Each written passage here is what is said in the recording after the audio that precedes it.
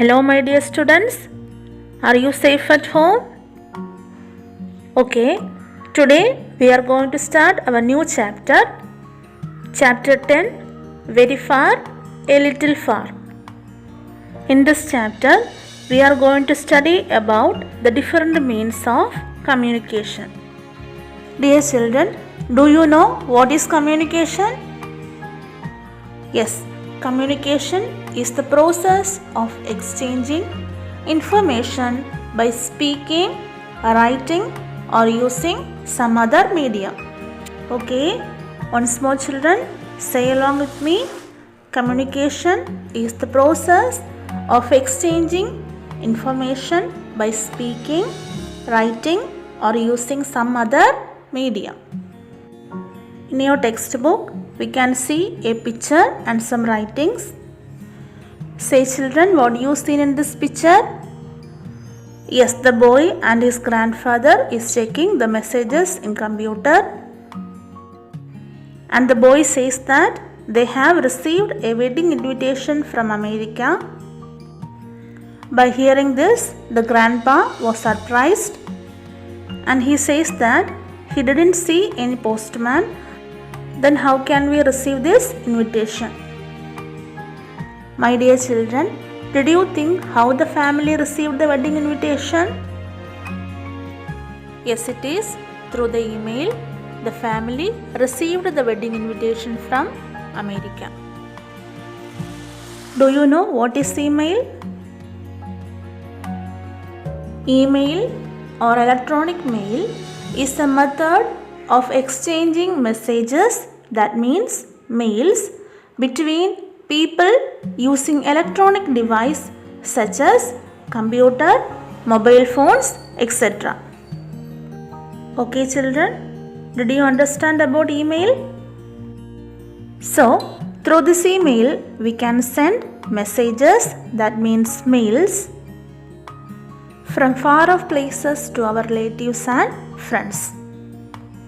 And we can say that email is one of the modern means of communication, right? In olden days, there were no computer and mobile phones.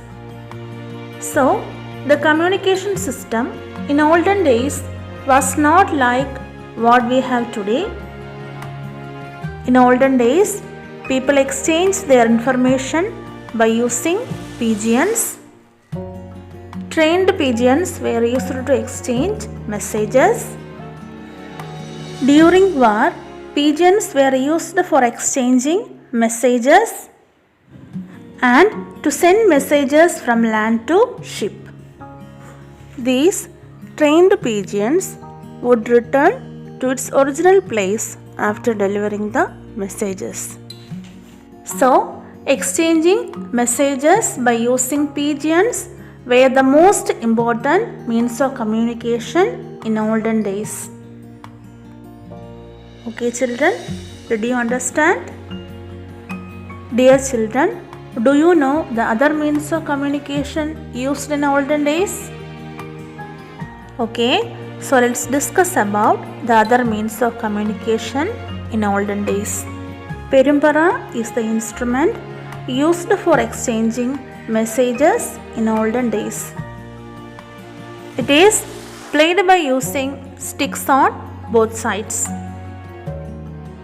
Mainly, this instrument perimbara is used for exchanging royal proclamations. Proclamations means public or official announcement dealing with a matter of great importance. Dear children, do you know how the people exchange messages by using this perimbara? Okay, teacher will tell you. The person who is playing the perimbara reads the message 2 or 3 times in a louder voice. In this way, the messages can be exchanged. Okay, so which is the next means of communication given in your textbook? Yes, in olden days, messages can be exchanged with the help of Dudan.